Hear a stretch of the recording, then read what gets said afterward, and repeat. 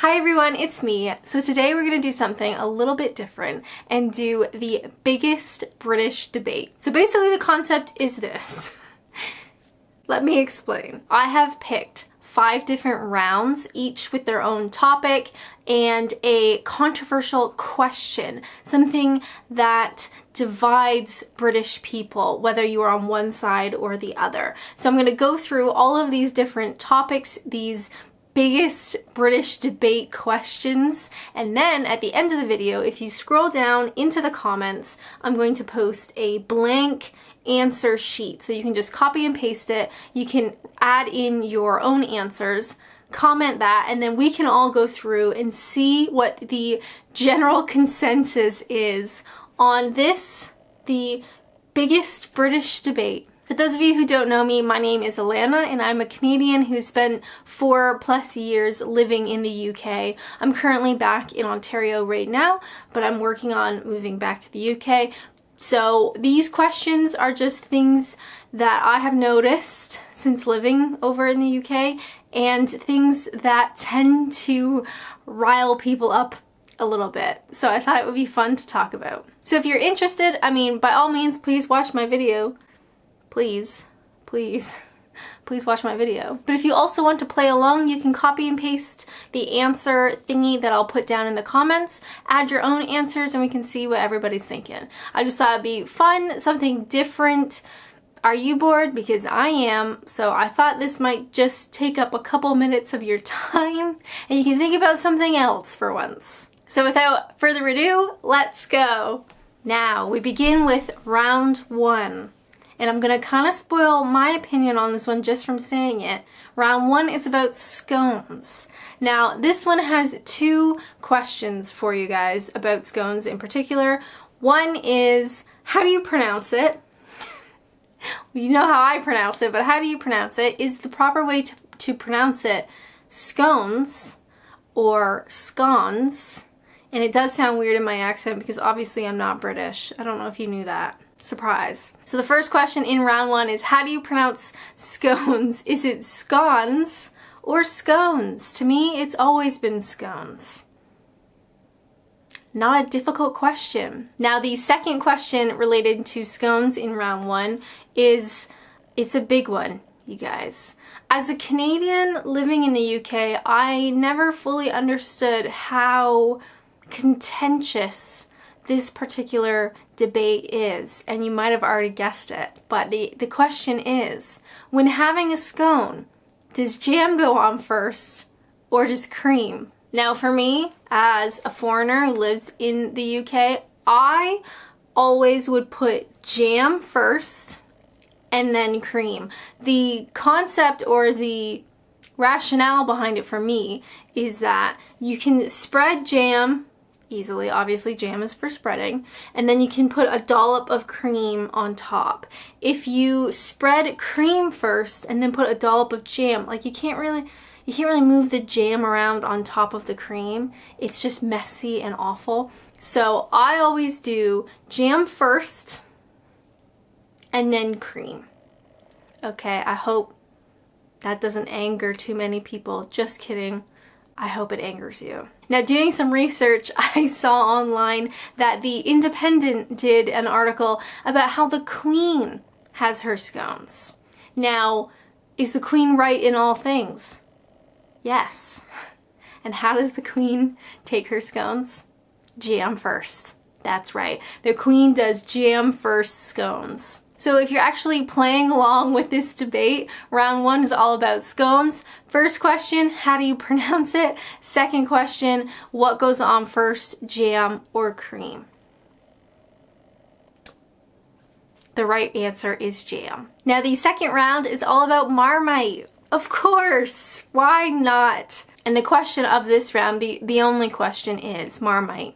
Do you love it or do you hate it? Now we've talked about Marmite in a couple of my videos. I tend to do some like taste testing videos if you want to check those out, and Marmite does come up. I have had it a couple of times. I don't like it. I don't like it. I don't think it's made for human consumption. But a lot of people would comment on those videos and say that I haven't had Marmite the right way. So before you go ahead and comment that, just know I have, all right? I have. Relax. I've had it various ways, and all of them have been disgusting. So for me personally, I do not like Marmite. I don't love it, I hate it. Now I wanted to do a little bit of research into this to see if there had been any like studies done on Marmite, because I felt like that should be a thing, and it is. So apparently YouGov did a survey of 2,500 British adults, and of those surveyed, it is basically completely split. 33% say they love Marmite, 33% say they hate it, and 27% say they neither love nor hate. So it literally is split whether you love it or you hate it. I'd love to know, based on people who watch these videos. I know there's a lot of British people here each week. Thank you so much for your support. But do you love Marmite or do you hate it? Because your girl hates it. I've also tried Twiglets, if that's what they're called. God, it's been a long time. Somebody suggested them. I mean, a lot of people suggested them because I like savory snacks than sweet. People are like, you should try Twiglets. That's a mouthful. So I've tried those. They're like little snacks, like crackers, but they got Marmite on them. Are they pretzels? I can't really remember, but they're like a crunchy snack with Marmite, and I don't like those either. So I've tried multiple ways. I've tried multiple times. I've tried it in the summer. I've tried it in the winter, and I just do not like Marmite. But the question is, do you? Round 3, North versus South. So I actually did a video on the North versus South divide. You can go check that out. After this video, please hold your horses. But you can check that video out about the North versus South divide in the UK and how I find it really interesting. So I did a video on it. But the question for this round is, where does that divide start? Where does the South end and the North begin? Because let me tell you, if you Google image it, you will get 800 different options. So the question of this round is, where do you think the North versus South divide begins? I think it really depends on where you live. So some people, like, I think it was in Birmingham, there's a lot of people saying, oh no, we're not Southerners, we're Northerners. And other people like, oh no, we're not Northerners, we're Southerners. So it'd be interesting to see, where do you guys believe the North versus South divide begins? Good luck answering that one, because I don't know. Now the 4th round is all about the nighttime meal. So what do you guys call your evening meal? Is it tea? Is it dinner? Is it supper? Is it something else that I haven't yet heard of? What do you call that evening meal? For me personally, I mean, I'm Canadian, I call it dinner. So when I'm like talking to my mom here, I said, what do you want to do for dinner? When do you want to eat dinner? What are we having for dinner? Do you want to do this for dinner? Do you want to get that for dinner? Do you want to do this, dinner, basically. But I wouldn't be against saying supper either. That's fairly common-ish. But I definitely, as a Canadian, I would never say tea or tea time. That's very much like a British saying. That just didn't really take over here for most Canadians. Now again, there is a YouGov poll on this particular topic, which I find fascinating. So YouGov polled 42,000 people.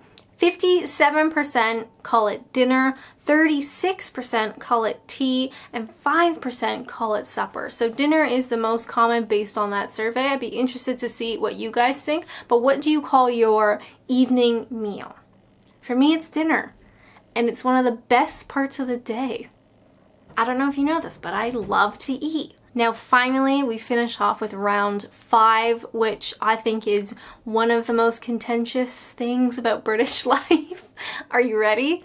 Now round 5 is all about hot drinks, and in this round we have 2 questions. So the first very important question, and we talk about this in various videos, but tea or coffee? Tricky, right? Now, of course, one of the stereotypes that most people, if not everybody, knows is that the Brits love tea. You guys use tea as a coping mechanism. Did somebody just lose their leg? Better make a cup of tea. Lose your job? Make a cup of tea. Stuck in a global lockdown? Make a cup of tea. Did you have a bad day at work? Somebody was a bit rude to you? Make a cup of tea. So the Brits use tea largely as a coping mechanism. It's cozy, it's comforting, it's soothing. It's absolutely everywhere in British life. Now, I think more recently, coffee has shown up and kind of testing the waters and like, hey, I'm here, I'm an option. The thing that drives me crazy is that Brits, at least at home, tend to have instant coffee, which is absolutely not a thing here in North America. Here you will have a coffee maker. The only place you would find instant coffee is at like a truck stop. It's not good. Not at all. So at least from my experience, I found that most people I know in the UK will have tea. Tea is their go-to thing, but they might also have instant coffee. I found few people had coffee machines. Those pods are a little bit more common, so maybe you have like a Keurig or something. But at least in my experience, tea is more prominent. Coffee is there, but typically at home people will have instant, which is shocking. Now in Canada, I would say things are the opposite. Coffee is the big winner. Coffee is everywhere. Most homes, I feel like, would have a coffee machine or maybe like a Keurig machine or something like that in their home. And I think less often people will have tea. But of course, tea here in North America is never like just tea. It's some sort of type of tea, which is a whole, I think in the future I'm going to do a video specifically just on tea because I think this is a very large topic and we just don't have time for it. Sorry. So the first question of round 5 is tea or coffee? Which do you prefer? Which is the one you'd go to? If you can only choose one, do you choose tea or do you choose coffee? Now the final question of round 5 about hot drinks. You might have already guessed it, because it's quite a big one. And there's a lot of debate, there's a lot of passionate opinions about this one. And the question is, when making a cup of tea, do you put the milk in first or do you put the milk in last? It's a big question, I know. Surprise, surprise, YouGov has a survey on this. This video is not sponsored by YouGov. Can you imagine if it was?